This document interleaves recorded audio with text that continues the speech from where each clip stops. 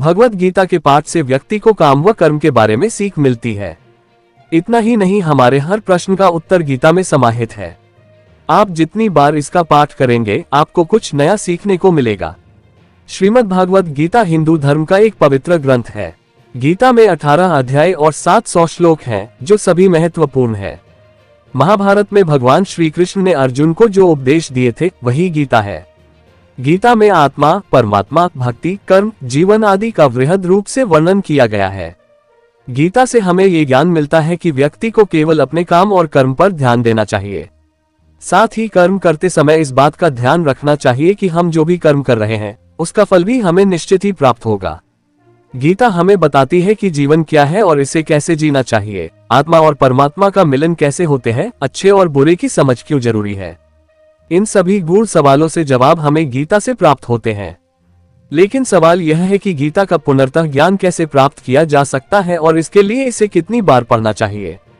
गीता या फिर किसी भी पाठ से ज्ञान को प्राप्त करने के 4 स्तर होते हैं: श्रवण या पठन ज्ञान, मनन ज्ञान, निधिध्यासन ज्ञान, अनुभव ज्ञान। इन चारों स्तर से गुजरने के बाद ही किसी भी ज्ञान की पूर्णता होती है और इससे समुचित लाभ होता है। इसका अर्थ यह है कि आप पहले पढ़ते या सुनते हैं, इसके बाद पढ़े सुने ज्ञान के बारे में चिंतन व मनन करते हैं। यदि वह आपको ठीक और उपयोगी लगती है तब उसका अभ्यास कर उसे अपने जीवन में उतारते हैं और आखिर में उस ज्ञान का प्रतिफल आपको मिलता है।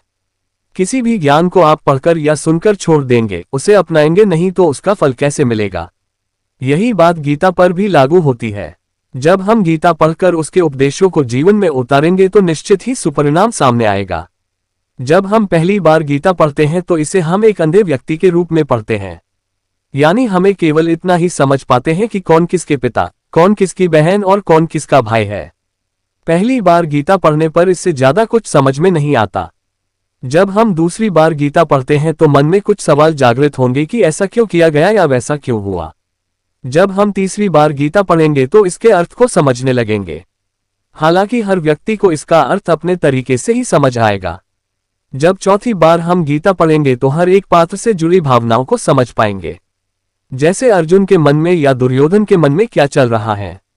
पांचवी बार गीता को पढ़ने से पूरा कुरुक्षेत्र हमारे मन में खड़ा हो जाता है और हमारे मन में अलग अलग कल्पनाएं होती हैं।